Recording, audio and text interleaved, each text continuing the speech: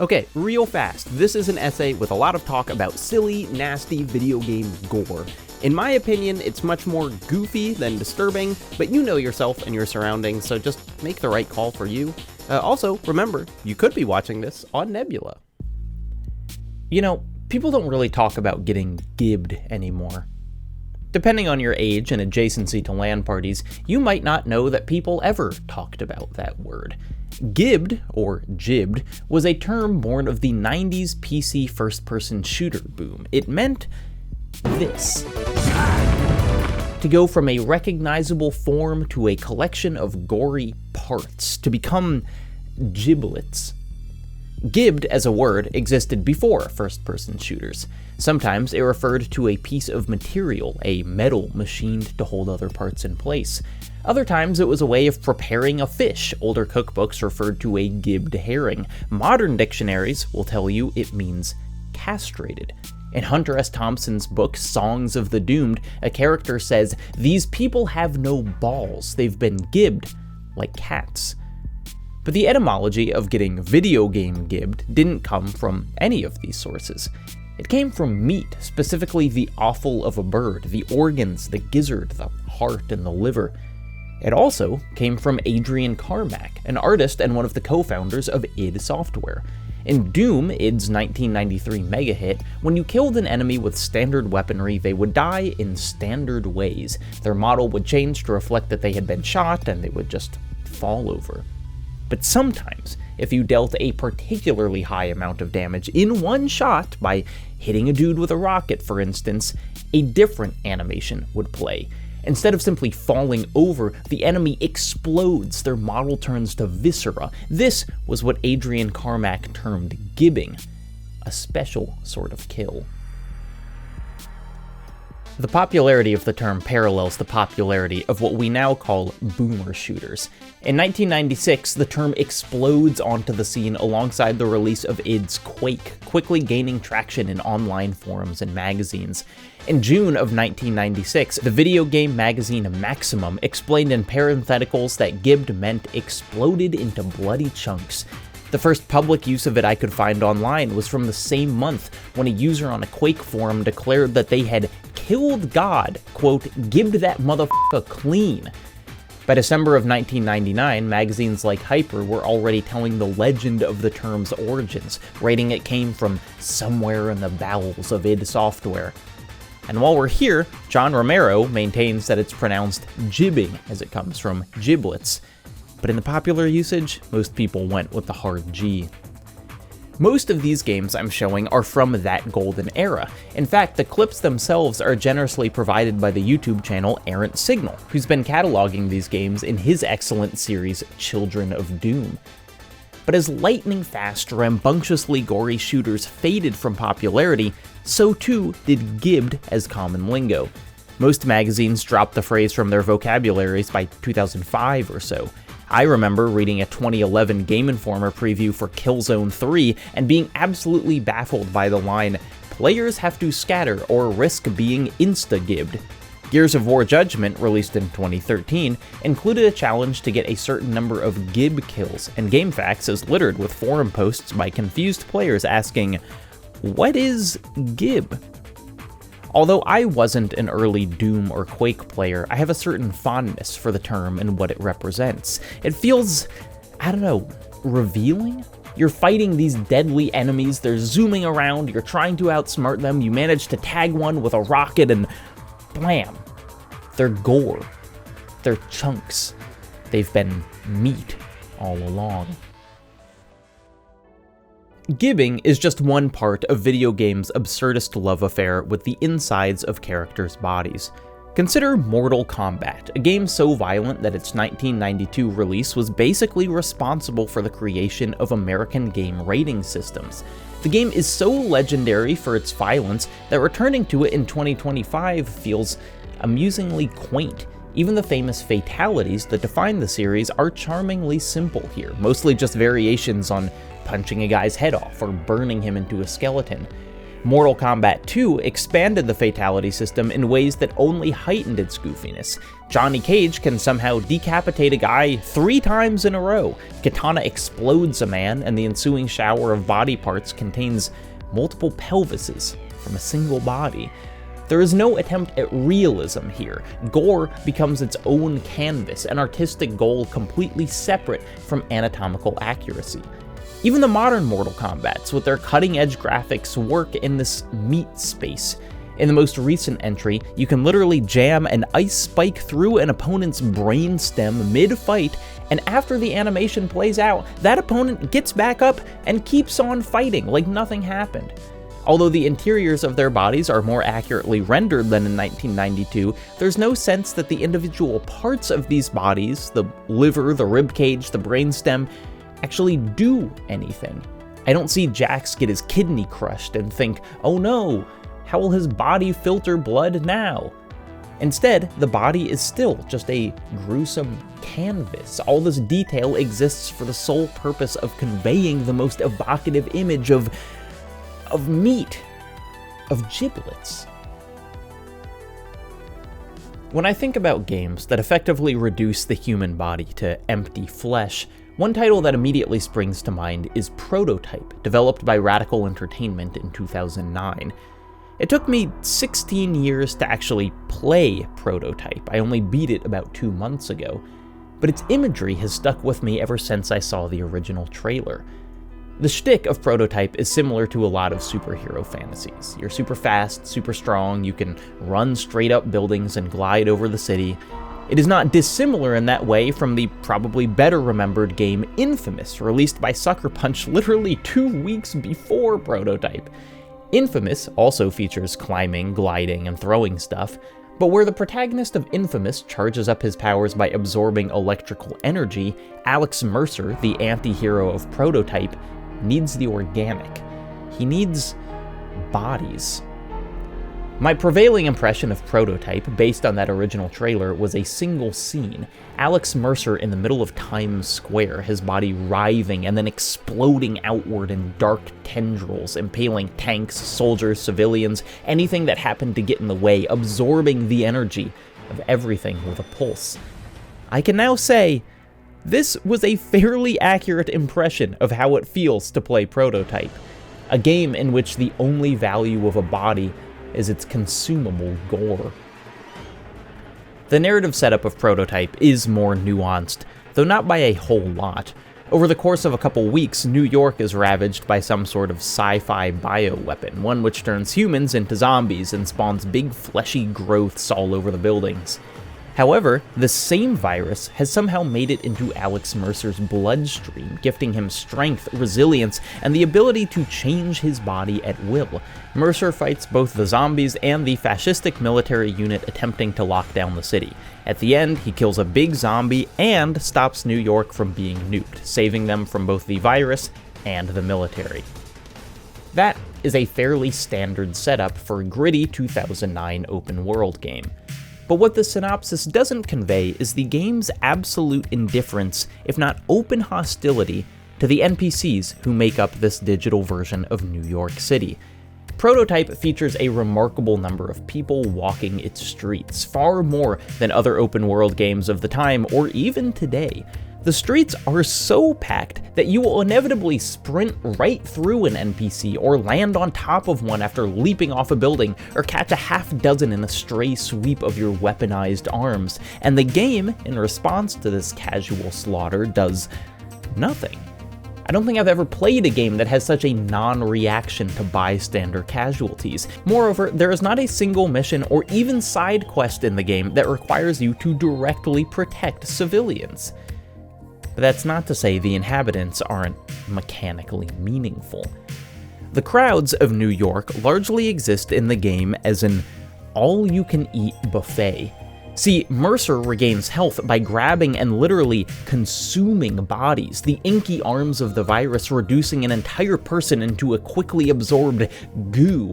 And yes, you get more health by absorbing powerful enemies, but anyone can be consumed. Many times throughout the game, overwhelmed and fleeing a battlefield, I simply grabbed whoever was unlucky enough to be walking by and pulverized them for nothing more than a quick health boost.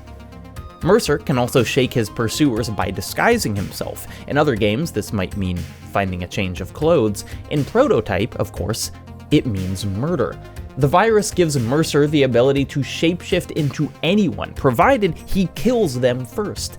The animation for this is disturbingly quick. He walks up behind someone, grabs them, and near immediately becomes them. No trace of their original body left. They're devoured, swiftly and totally. I want to be clear, I don't view these mechanics as failings of the game. On the contrary, Prototype's callousness towards the individual is one of its most fascinating attributes. It is the story of a man who's trying to save the city, but doesn't care for a single person in it. And the behavior rewarded by the game reinforces this feeling. We are encouraged to view every passerby as a person without individuality, valuable only in the ways their death can benefit us. Yes, it's very possible to gib someone in Prototype, but on a deeper level than simple gore, the game has already reduced its humans to nothing more than the sum of their flesh.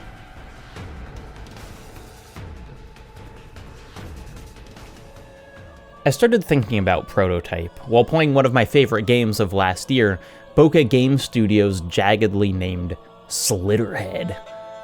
Slitterhead's opening credits do not immediately present it as a game about meat. Instead, a floating camera zooms through the streets of the game's environment, showing off tiny slice-of-life scenes. A bored cashier looks out at a busy street, an old woman climbs into a taxi, a student plays video games on a bench. Alongside these scenes, we get the names of the people who made the game. But the title itself holds back, not comfortable to appear next to these snippets of life. It's only when a detective finds a body in an alley, stuffed inside a dumpster like so much rotten food, only when the camera leaves the perspective of the detective and gazes out from the empty eye socket of the corpse itself, that we finally get the name of the game appearing as we retreat further and further into the desiccated skull. Slitterhead!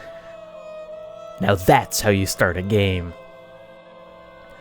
Although most of the people we saw during these opening credits are characters in the game, we don't control any of them, at least not directly. We instead play as a floating spirit named Night Owl, who has the ability to possess and control others. First, just a dog in an alleyway, eventually, anyone in the city. Night Owl soon runs across that bored cashier and old woman and student and recruits them all. Night Owl, see, is waging a war against a breed of monster that also possesses the bodies of the populace, a creature called a Slitterhead. The transformation of a human into a Slitterhead is not unlike the mutation of Alex Mercer's virus-riddled body.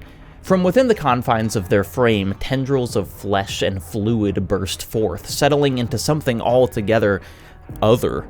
But while Mercer's changes just net him useful new abilities, a Slitterhead's emergence essentially destroys the body that harbored it, the shell of its formerly human skin dangling limply behind its new carapace.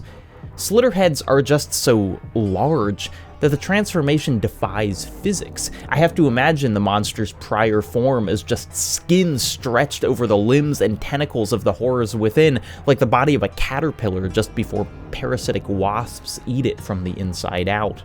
In deeper and darker corners of the game's story, Slitterheads grow into even more horrible forms, tiny bodies sprouting massive brains that are harvested and eaten like mushrooms. But as gross as they are, the Slitterheads themselves aren't what gives the game that feeling of human disposability, that the inner life of a person matters not at all.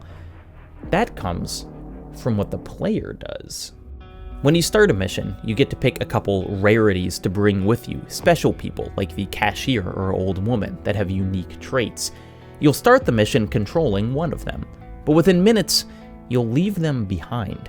Night Owl, the spirit you play as, can hop into a person's brain and immediately take over their motor functions. This is the language through which you have to play Slitterhead. No single human, not even a powerful rarity, can complete a level on their own.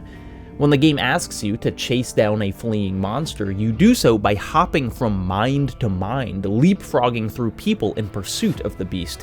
When the game asks you to climb to the top of a building, you use individuals as rungs of a ladder, projecting up balconies and through windows. And when the game asks you to get back down that building, you simply hurl whatever body you happen to be in off of it. You, Night Owl, can survive by spiriting into someone else on the way down. The body that hits the ground and crumples like wet clay, not your concern. You've already moved on.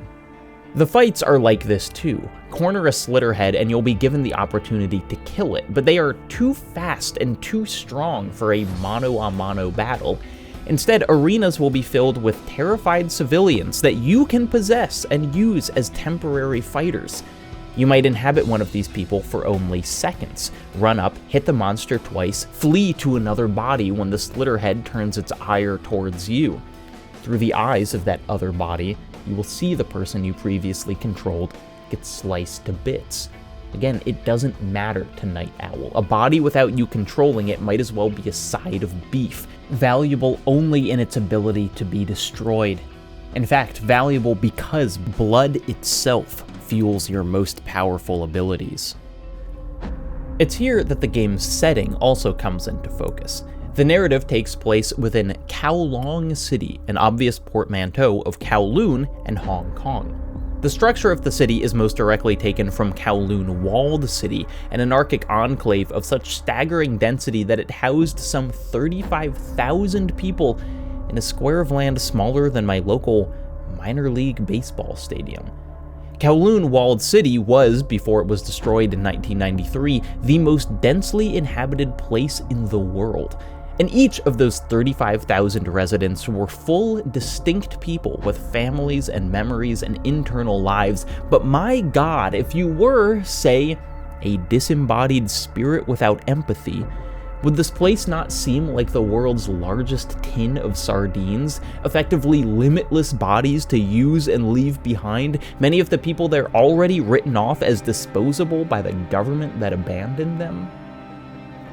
And to the game's credit, this nihilism towards the populace doesn't go unnoticed. Whereas Night Owl starts with a purported goal of saving everyone from Slitterheads, his hostility towards the monsters far outweighs his care for the people they're attacking. Random civilians getting caught in the crossfire is literally part of his battle strategy. How could he not start to view them as unimportant meat shields? In 1991, author Terry Bisson wrote a short story for the sci-fi magazine Omni titled "They're Made Out of Meat." The story, less than 1,000 words long, is written as a conversation between two aliens discussing the discovery of a new intelligent species. One of the aliens, though, is in total disbelief. After all, its partner just said that the species is made out of meat. That's impossible. What about the radio signals, the messages to the stars? They use the radio waves to talk, but the signals don't come from them. The signals come from machines. So, who made the machines? That's who we want to contact. They made the machines. That's what I'm trying to tell you. Meat made the machines. That's ridiculous. How can meat make a machine? You're asking me to believe in sentient meat. I'm not asking you, I'm telling you. These creatures are the only sentient race in the sector, and they're made out of meat. Thinking meat. You're asking me to believe in thinking meat. Yes, thinking meat. Conscious meat. Loving meat. Dreaming meat. The meat is the whole deal. Are you getting the picture?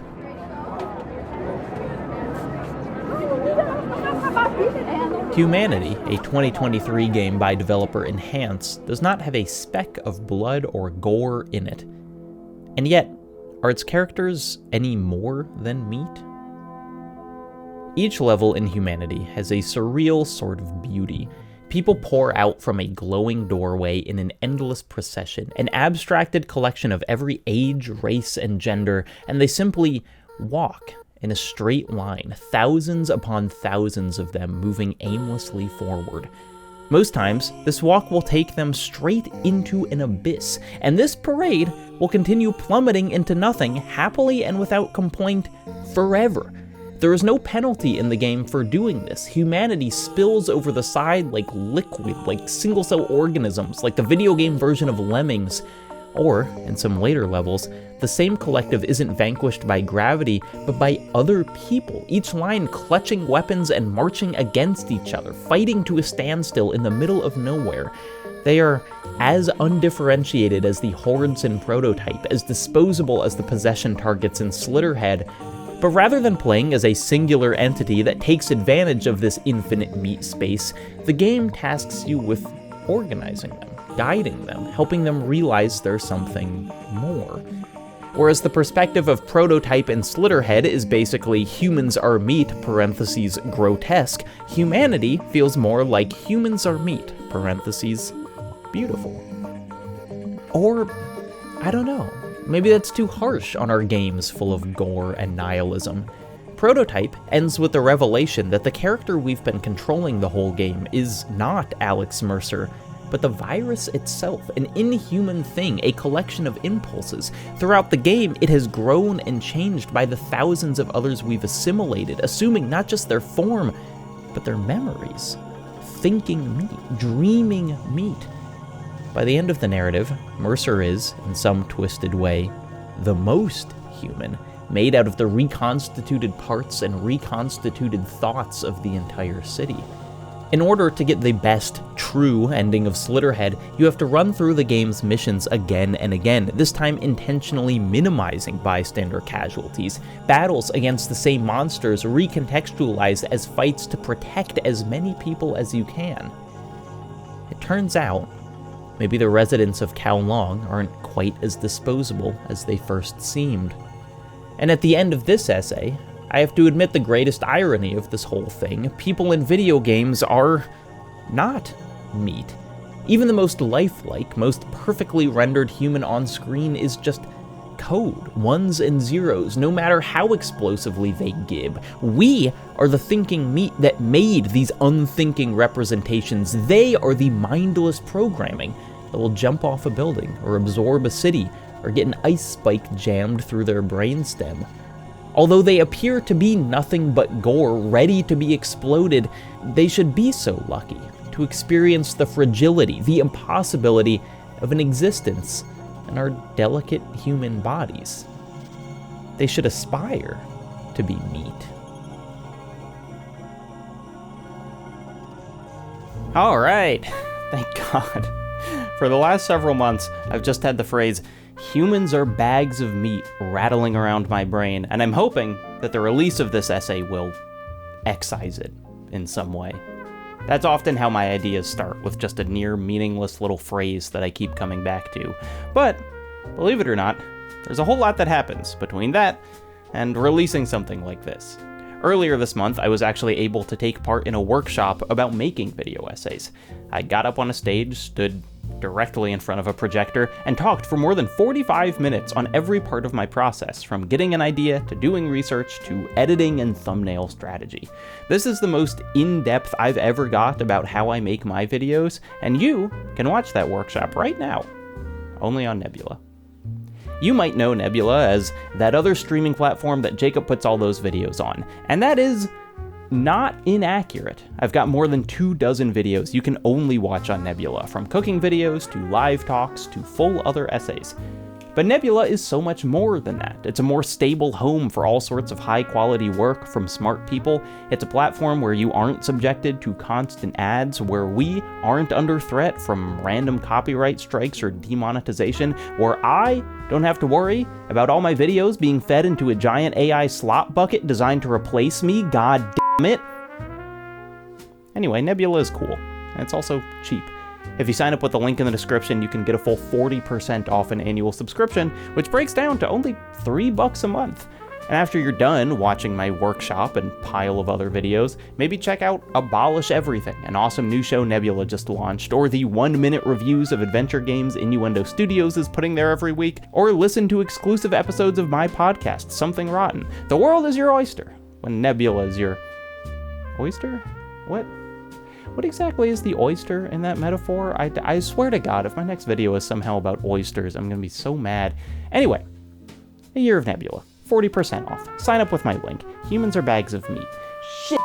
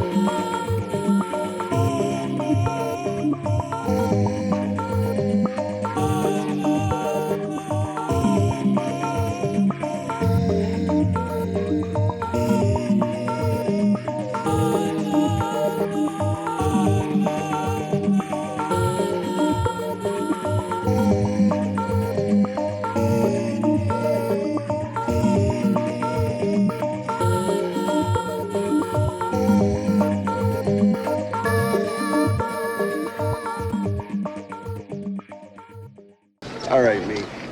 Give him your heat. Why is he always calling me meat?